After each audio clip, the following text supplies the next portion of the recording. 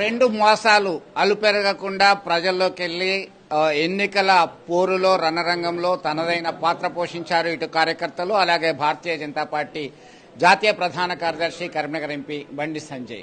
ప్రస్తుతం ఎన్నికలు ముగిసిన తర్వాత కార్యకర్తలతో అదే టెంపో మెయింటైన్ చేస్తున్నారు. మనతో ఉన్నారు, వారి అభిప్రాయాన్ని మనం పంచుకుందాం.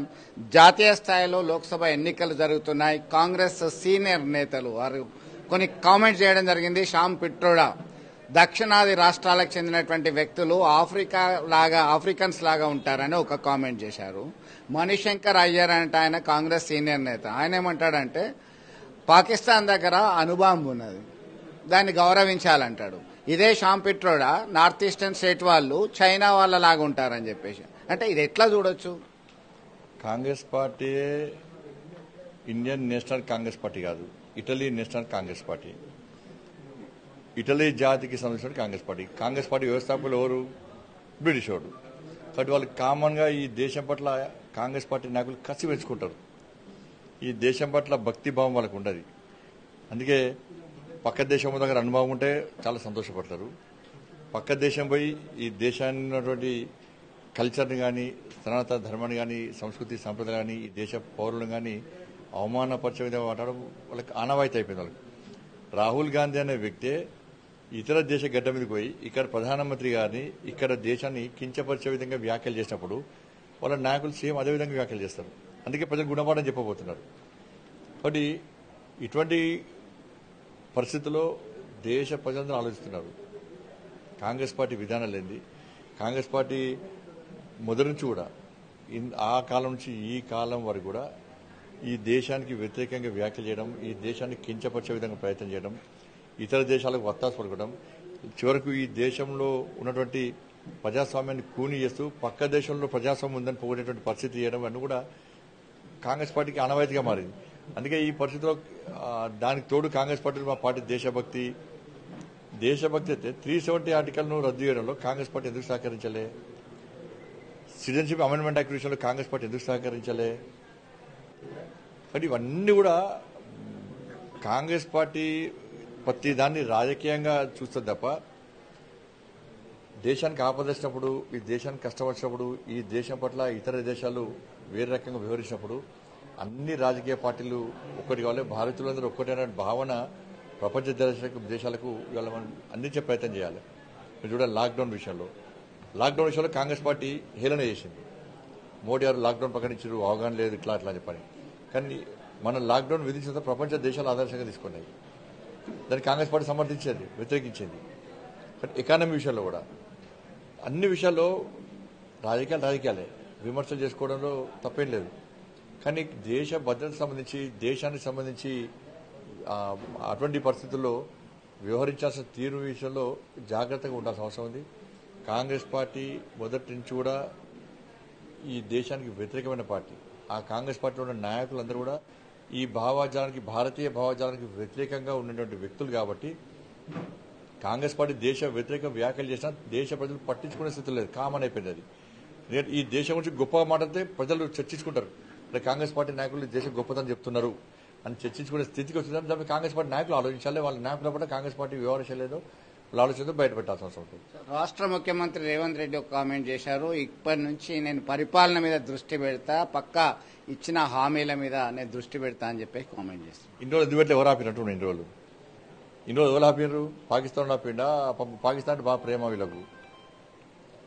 సర్జికల్ స్ట్రైక్ జరిగిందా, జరగలేదా? వాటి మీద ఆధారం కావాలి. ఇక్కడ మేము ఇచ్చిన హామీలు 100 రోజులు గ్యారంటీలు అమలు చేస్తూ ఉన్నారు, దాని మీద వీళ్ళకి సోయి లేదు దాని మీద. కాబట్టి 6 గ్యారంటీల విషయంలో ఇన్ని రోజులు ఎందుకు అమలు చేయలేకపోయారు? మీకు ప్రజలు ఓటేసేటప్పుడు 100 రోజుల్లో హామీలు నెరవేర్చండి అట్లయితే మీకు ఓటేస్తామని చెప్పారా? 6 గ్యారెంటీలు 100 రోజులు అమలు చేస్తామనేది మీరే. 5 లక్షల కోట్ల అప్పున్న విషయం వాస్తవం, అది మీరు చెప్పారు, మేము చెప్పినాం. ప్రజలకు తెలుసు, మీకు తెలుసు, మాకు తెలుసు. ఎట్టి బస్సులో ఎన్ని కష్టాలు వచ్చినా, ఎన్ని ఇబ్బంది వచ్చినా 100 డేస్ చేస్తున్నారు. 100 డేస్ దాటింది. ఇవాళ టీవీలు చూసిన ఇంతకుముందు ఏమైంది? కొనుగోలు విషయంలో సమీక్ష చేస్తారు. కొనుగోలు అయిపోయినాయి 80% కొనుగోలు అయిపోయినాయి. తరుగు తాలు తేమలు కూడా కొంటున్నారు. ఎంతమంది కొన్నారు? మీరు బోనస్ ఇస్తున్నారు. పంట అయిపోయింది, ఇప్పుడు కొనుగోలు అయిపోయింది, పంట అయిపోయింది.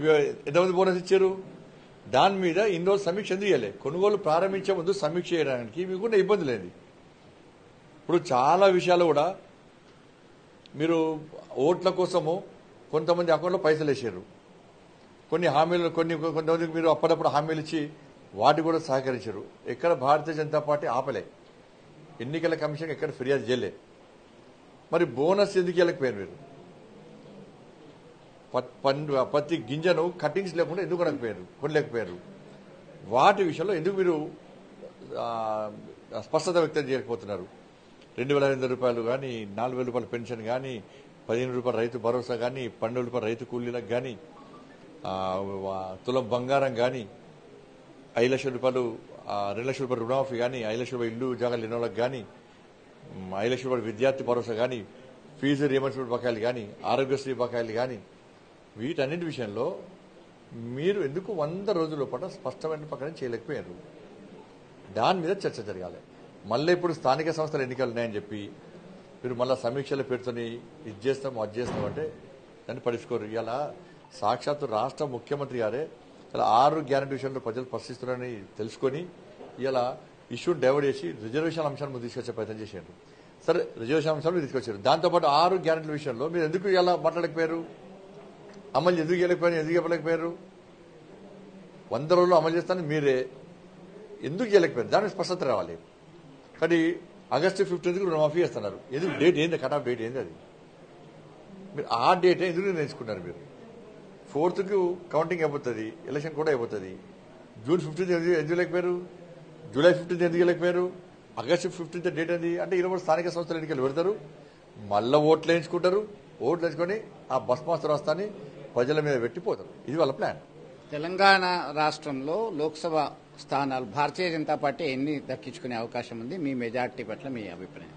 మెజార్టీ సీట్లు మేమే సాధించుకున్న తెలంగాణ రాష్ట్రంలో నా కూడా పెద్ద మొత్తంలో పెద్ద మెజార్టీ వస్తుందని చెప్పి నాకు విశ్వాసం నమ్మకం ఉంది. ఎందుకంటే కార్యకర్తలతో కష్టపడి పనిచేశారు. అన్ని సర్వేలు వస్తున్నటువంటి సర్వే రిపోర్ట్లు బట్టి మంచి మెజార్టీ వస్తుందని చెప్పి ఒక నమ్మకం విశ్వాసం ఉంది మాకు. భారతీయ జనతా పార్టీ నుంచి ప్రధానమంత్రి నరేంద్ర మోడీ వారణాసిలో తన నామినేషన్ వేయడం జరిగింది. వారికి మద్దతుగా తెలుగు ప్రజలను ఉద్దేశించి మీరు ప్రచారం ఎప్పుడు చేయబోతున్నారు? ఎల్లుండి రమ్మన్నారు, రేపు బయలుదేరి వెళ్తున్నాం కాబట్టి తప్పకుండా. గతంలో కూడా కిషన్ రెడ్డి గారి నేతృత్వంలో మేము 15 రోజుల పాటు పనిచేస్తాం నరేంద్ర మోడీ ఎలక్షన్ సందర్భంగా. తెలుగు వాళ్ళు కాశీలో తెలుగు వాళ్ళు ఎక్కువ ఉంటారు కాబట్టి రేపు కూడా కిషన్ రెడ్డి గారు వెళ్తున్నారు, నేను వెళ్తున్నాను. తప్పకుండా ప్రచారం చేసి వారికి మద్దతుగా ప్రచారం చేసే ప్రయత్నం అదృష్టంగా భావిస్తాను. ఖచ్చితంగా ఈ దేశం పట్ల ప్రేమ, ఆప్యాయతలు, గౌరవం కాంగ్రెస్ పార్టీకి లేవని చెప్పి మండిపడుతున్నారు బీజేపీ అభ్యర్థి సంజయ్. అలాగే భారీ మెజార్టీతో విజయం సాధించడం పక్కా అని చెప్పి ధీమా వ్యక్తం చేస్తున్నారు. అలాగే నరేంద్ర మోడీ విజయం కోసం తెలుగు రాష్ట్రాల నుంచి ఇక్కడ నుంచి బండి సంజయ్ అలాగే కిషన్ రెడ్డి, బీజేపీ రాష్ట్ర అధ్యక్షుడు కిషన్ రెడ్డి ప్రచారం చేయడానికి వారణాసి వెళ్తున్నటువంటి విషయాన్ని చెప్పడం జరిగింది. ఇప్పటికైనా రాష్ట్ర ముఖ్యమంత్రి రేవంత్ రెడ్డి ఇచ్చిన హామీలు అమలు చేయడంలో దృష్టి పెట్టాలని చెప్పి సూచిస్తున్నటువంటి పరిస్థితి. అసలైన తొలి వెలుగు. ఫాలో వాట్సాప్ @తొలి వెలుగు అఫీషియల్.